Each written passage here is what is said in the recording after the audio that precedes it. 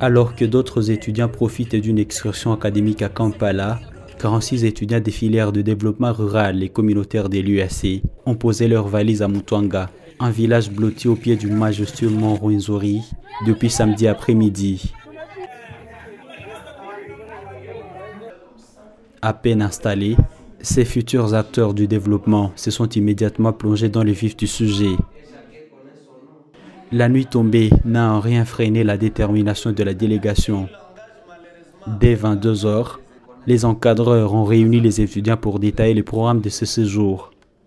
Loin d'être une simple sortie des loisirs, cette mission est une véritable séance de professionnalisation visant à former les étudiants au contact direct des réalités de terrain et des acteurs du développement local.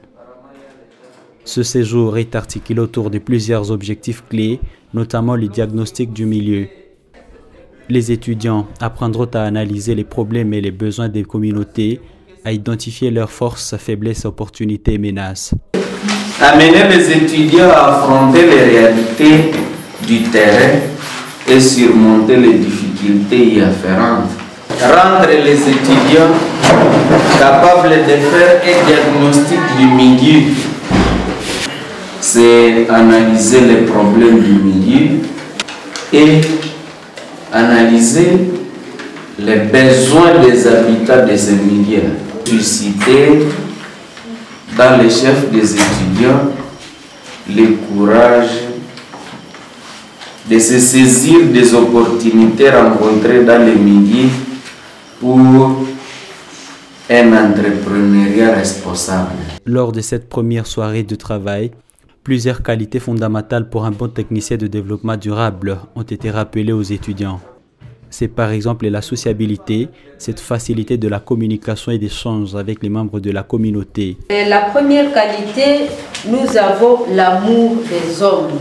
L'amour dont on parle ici, il s'agit d'aimer les membres des groupes et ceux de la communauté, les aimer tout en les respectant tels qu'ils sont.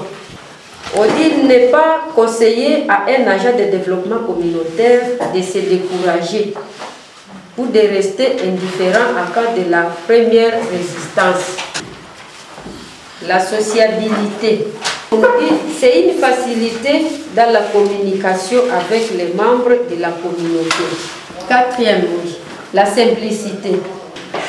Cette simplicité doit être manifestée dans la manière de se comporter, dans la manière de se tenir devant les gens, de se vêtir, de parler et de regarder. La séance s'est achevée à minuit 15, marquant le coup d'envoi officiel de ces 10 jours d'immersion professionnelle.